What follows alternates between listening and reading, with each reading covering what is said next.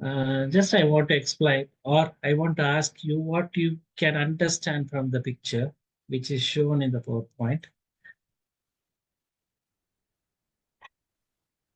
Is it about balance? Okay, about balance, maybe. Yeah, it's about balance. Sure, it's about balance. See the topic, coping strategies and the role of prayer in mental health. This topic has three different connotations. One is coping strategies, the role of prayer in mental health. If you carefully listen to the picture, the tip of the base, that is our mental health, actually. It is fixed. It's fixed. That is fixed by us, not by the outside force. And that cardboard, which shows upside, that is role of prayer. It goes to God, towards God, from us to God, from down to earth, down to heaven. And that ball, that is also fixed. That is a coping strategies or coping methodology like. The down base and the above, that is fixed in between the role of prayer. This is simple. That's what this topic is explaining about. Coping strategies and the role of prayer in mental health. Uh, when I was doing my doctorate in clinical psychology, I used to work in the hospitals. I have seen a lot of patients, especially about their mental health. One time I received a patient. He came with a kind of religious activity like, see, if you don't understand anything, please immediately stop me anywhere. I'm ready to explain to you in between even. Don't wait for the end. So I can, if you are not able to understand anything, you can stop in between. I will explain to you. The patient was coming to me and it was sent by the psychotherapist. That doctor is sending to me and I am checking him. He is a patient called having a mental issue. He is telling to me he was religious. He was a Franciscan and he left the order and he is now searching for the another order to join. And his problem is he is telling to me that Mary came to his dream and saying that he has to leave one congregation and to join another congregation. And usually we take 3 or 4 sessions to decide whether they have to go for psychological treatment or counseling or for psychotherapy or for medications, different things. But within 2 sessions, I understood he is having mental problem. That mental problem, he is not able to coping strategies in his life, and the role of prayer is in between, but he is not able to coping the strategies in his life. That's a problem for him. So that becomes more severe and severe.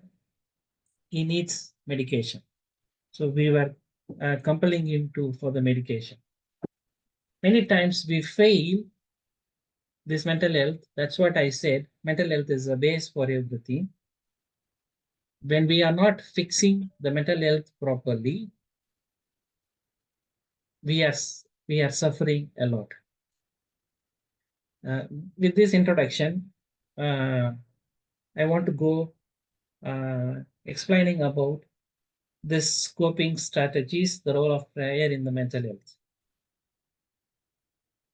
See, the Joyce is one of the psychologists. He has found that there was a beneficial relationship between spiritual well-being and the depression levels.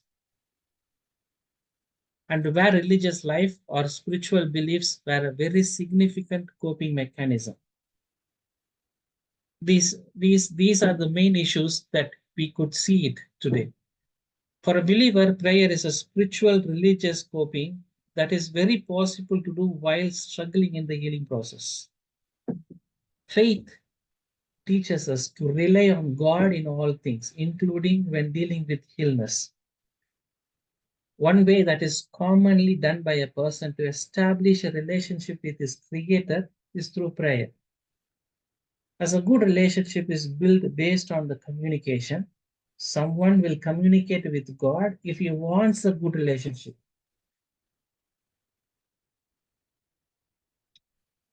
Yes, I have kept a lot of saints' pictures.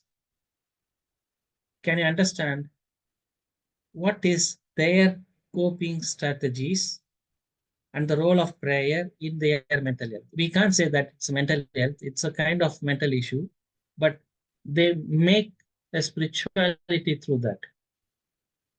For example, as we know, St. Ignatius of Loyola.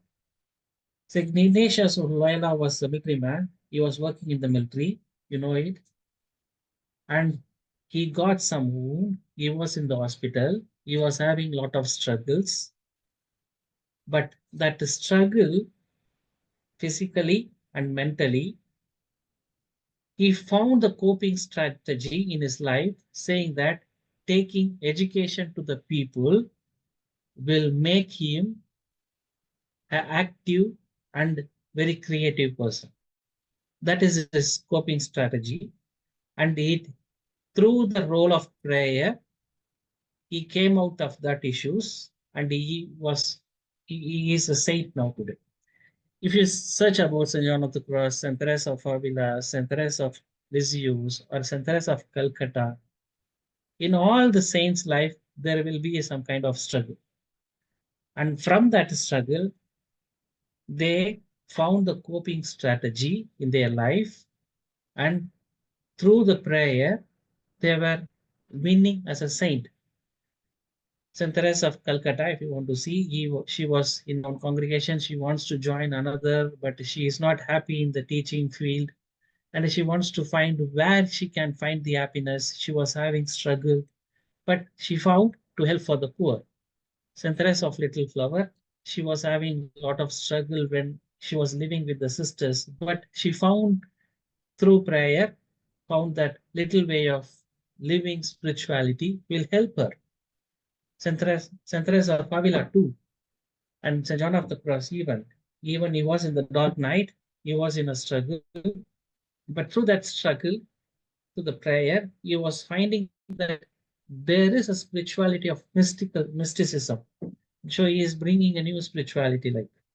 So each saints are having struggles. Everybody has struggles. But when we stuck with the struggle, there is, as a Christians, as a religious, or as a people, we find some way, coping strategy to come out of that. That's the thing. That is, for us, it helps us more in prayer. Next slide, if you see, there are Bill Gates, Thomas Alva Edison, Graham Bell. These people also succeeded when they had a struggle, when they had a problem. When they had a problem, they found some kind of coping strategy. That strategy helped them through the perseverance. Today, prayer is also called the perseverance. They tried not once, they tried thrice, 5 times, 100 times, but they succeeded it. They never fell down on the on the floor, but they try to come out of that. That's a thing we need to understand. And what is mental health? We need to understand mental health. Mental health refers to the emotional, psychological, and social well-being of the person. So mental health includes emotional well-being, four things: emotional well-being, psychological well-being, social well-being. More than that, it goes to the spiritual well-being. When we go to the emotional well-being, the ability to recognize and manage emotions in the healthy way, and we know how to. how to recognize and understand our emotions, express our emotion in a healthy way, manage our emotions, and build and maintain healthy relationships through the emotions. These all comes from the emotional well-being. And the psychological well-being, there is also output through the emotional well-being. We get a positive outlook. These things all you can read it. And the psychological well-being, the ability to think clearly and learn and grow. When we are thinking clearly, rationally, we are learning and growing something, cope with stress and feeling a sense of purpose. What are the signs we get as a well-being? We are creative and we are curious and we are resilience and self-awareness and we are more aware of who we are. And social well-being, the ability to build and maintain healthy relationships. Social well-being refers to our ability to build and maintain healthy relationship with others, and also a spiritual well-being. So these are the things that we can understand our mental health, our social well-being, psychological well-being, emotional well-being, and as a spiritual well-being. And what is this coping mechanism, or we say coping strategies? Coping strategy is a technique or behavior that people use to manage stress, anxiety, or other emotion challenges, or any kind of problems that come in. See, this coping mechanism or strategies, there are a lot of types in it. And if you understand the types, it makes us to positive and to the negative when we go. It's negative. Many times we go to the negative side of coping mechanisms. But today, what we need is to take our coping mechanism to the positive side. You can read all these things in the blog.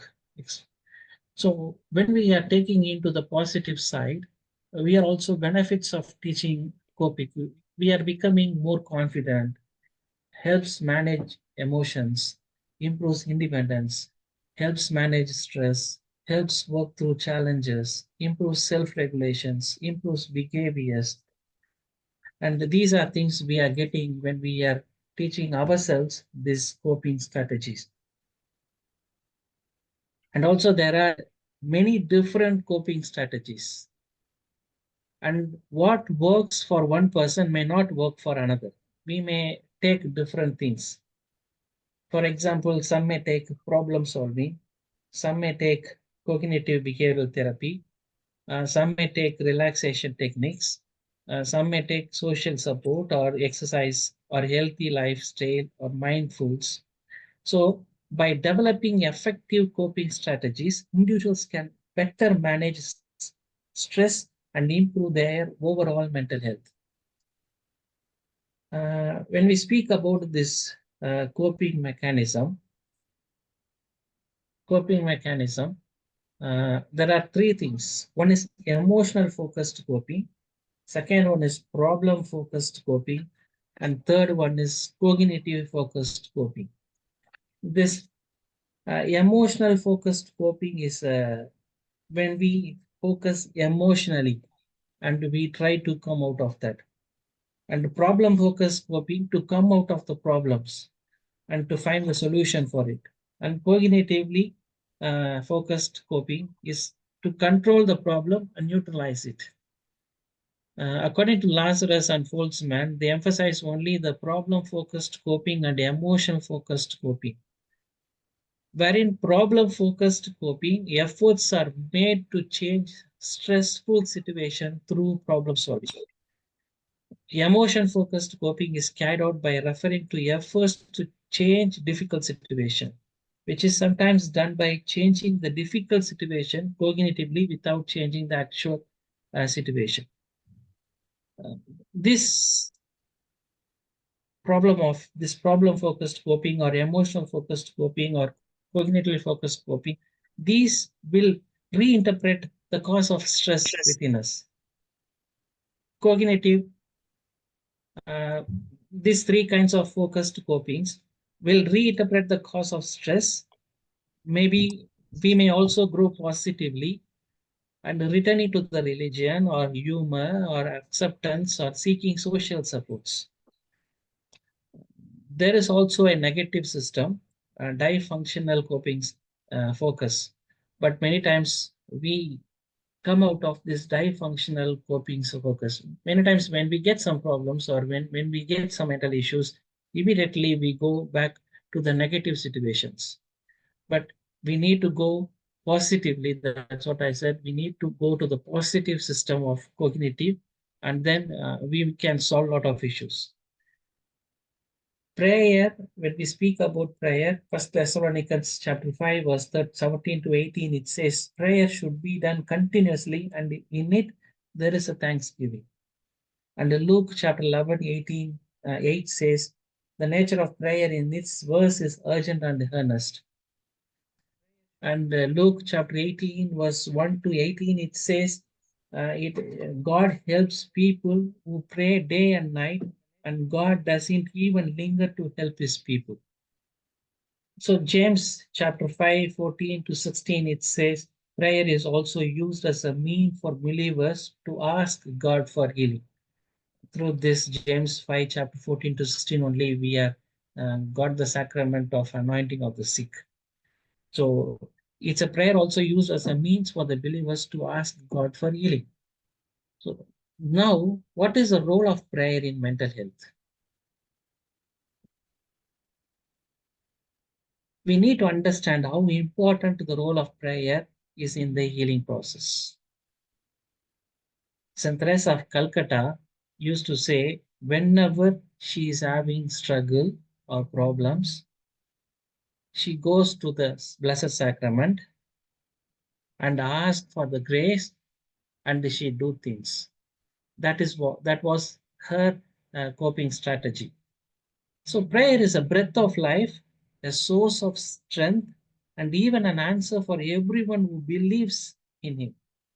In Christianity, prayer has an important role in the process of healing both physically and spiritually. Prayer is considered a personal positive relationship about faith, supplication, and surrendering totally that there is still a God who can help and heal us. Prayer has unlimited divine supernatural powers. So there must be concrete action, namely prayer and faith. Without praying, all will be in vain. Do we think that these atheists, they are not praying? They have their own way of praying things. They have their own way of doing things. So even atheists have their kind of doing things in their life.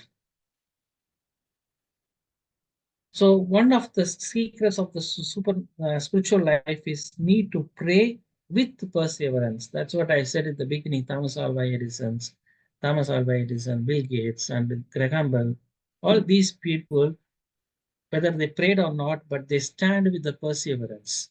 That perseverance made them to come out of their problems or issues like. And the prayer of faith will save the sick man, and God will raise him. And if he has sinned, his sins will be forgiven. That's what James chapter 5, verse 15 says. Prayer is a guide to receiving God's blessing and power and fulfillment of his promises. And Dr. Robert Paule, he says that benefits of religion for medical science are enormous. Sometimes if you go to the doctor may say, I have done my level best. God is the only way to heal you.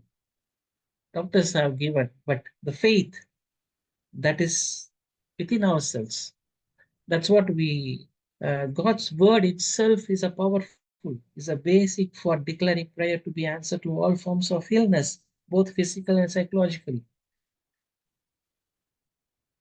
When Peter was going to the temple, Apostle Peter, a beggar man is asking for something, but he says, I don't have anything to give to you, but in God's name I say, you get up and walk. That man gets up and walk.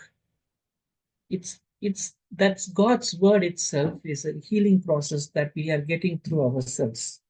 And Matthew 11, chapter 11, 28 says, come to me, all who are weary and heavy, and I will give you rest. So, prayer is generally done by humans to get answers to their life problems. So, prayer is considered a personal, positive relationship about faith, supplication, and surrender in totality, that there is still a God who can help and heal.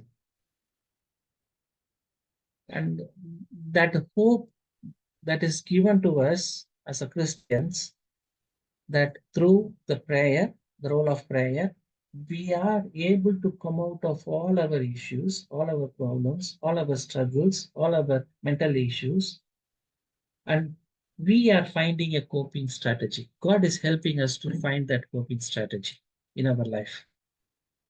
Prayer functions to reflect on the mind and body of the person who believes in the leading of the Holy Spirit. There was a supernatural result, including a prayer for healing. One of the secrets of all spiritual life is to need to pray with perseverance. That's what I'm telling from the beginning. Pray with perseverance. When we are having some problems, some struggles, we need to pray with perseverance. Sometimes we are stopping in between and we may question about God, and that goes to the negative coping strategy. Positive coping strategy is pray with perseverance, that will make us to find the real understanding of our life or Christian life. Come to me, all who are weary and burdened, and I will give you the rest. So God is calling us. God is calling us. See, Jesus never, as a politician, says that I will do this, I will do this, by passiving the words. But Jesus says always straightforward. Jesus says, come to me, all who are weary and burdened, and I will give you the rest. And God is ready to give us everything that we need, and that peace of mind, that peace of what we need for that, what we need for that, we need a good mind management. Good mind management. Psychologically, one way to manage stress when facing the pressures of life is with mind management. Everything humans do and say begins with a thought.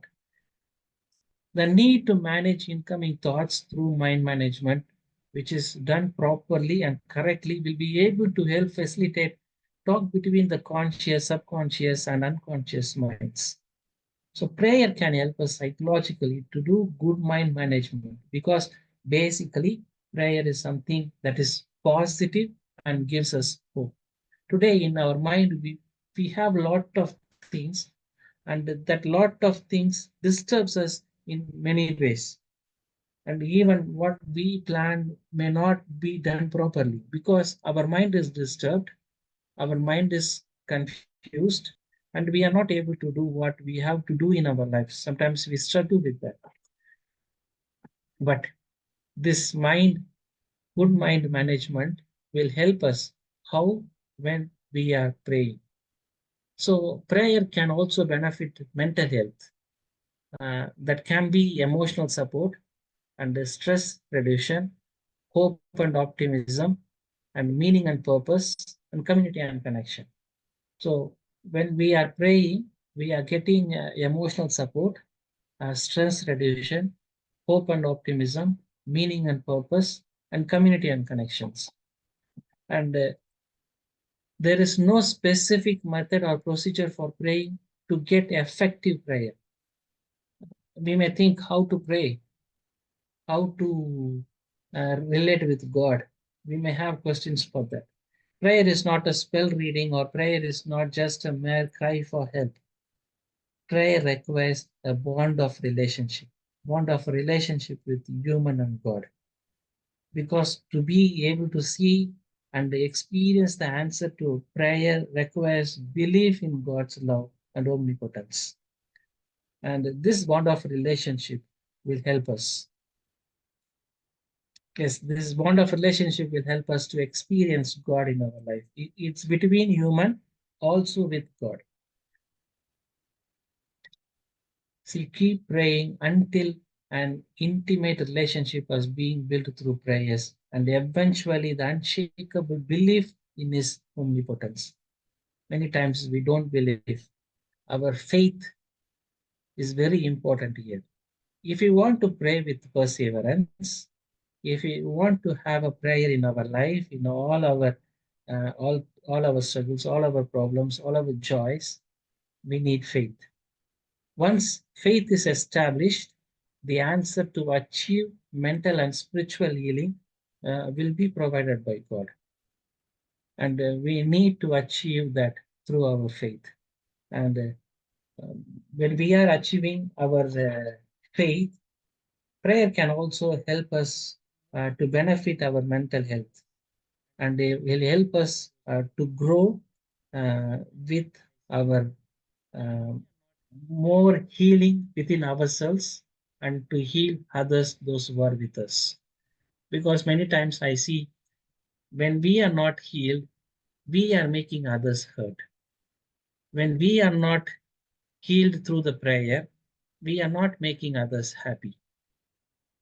We can see these things in the saint's life, even in the big person's life, even big personalities like our saints all gave happiness to others and they were happy by themselves. How they got this? Because they got through the role of prayer in their life. They were healing themselves and they were giving healing to others. That's what we are called to do today. That we need to have faith and pray with perseverance, and with the prayer of the perseverance will help us a spiritual healing. With the spiritual healing, we make others happy, and we will also happy in our life. So thank you. If you have any questions, you can ask.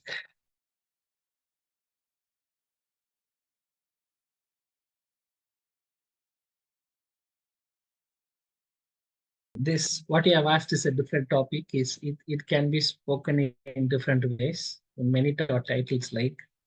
But I just introduced what is coping strategies. Coping strategies can be in different ways even. I said about the positive and negative. Many times we think that these coping strategies, for example, if I'm getting more angry every day, uh, what can make me to reduce my anger? What can I do? How to reduce my anger? Thinking myself and finding the way on in myself will be the coping strategy. And for example, if I can say when you are getting angry, tell 1 to 10 or 1 to 20 and think about God, and you relax yourself. Before you speak to somebody in anger, make yourself calm and then you speak. I can tell. But it may not work out with you sometimes. You can try it, but it will not work out with you. But you can find it. How can I reduce my anger? That's called coping strategy. It may help me. What in what way? That you can find it by yourself. Maybe you might have tried in different way, or you might have read in something. Maybe another example also I can say. If I'm getting some kind of always I'm telling like, and how can I reduce it? And that maybe it can help through prayer. It can be helped through prayer. How can I come out of that? As a Christians, we need to think that is the role of prayer. So that the coping strategy will come through prayer. That's what I said in the beginning. The mental health is on the base. It's fine. When it is fine, we are able to find the coping strategy. See that ball is standing on the in not even between middle or on the down. It's on the edge of that.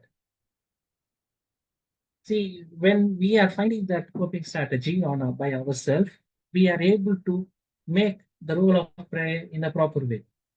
That's what I can able to explain it. But if you need that, I can say a lot of suggestions to reduce the anger, but it may not help you because coping strategy is a strategy, that is a technique that is useful maybe for one, it may not be helpful for another. So maybe I can suggest you, but the suggestions maybe you need to try, and you have to find what may be the coping strategy. But as a Christians, we can find through the prayer. When we sit and pray, and there are a lot of prayers, we can. Prayers means it is not by words alone. Just sit simply in front of the sacrament, or just sit simply in your room and think, how can I reduce my anger, my telling lies, or anything, whatever it comes on my mind. So that is called a coping strategy. This coping strategy is maybe sometimes we may think it's just a technique. That's all. It's just a techniques. That technique should be found by us alone. It may be psychotherapist or some people may help you, but it has to be helpful for me. That's all that I have to find. As a Christian, I can find through the prayer. That's what saints all did in their life. I said in the beginning itself, they had issues, they had problems, but they were able to find what is their coping strategy. And they found that through the prayer. That simple thing.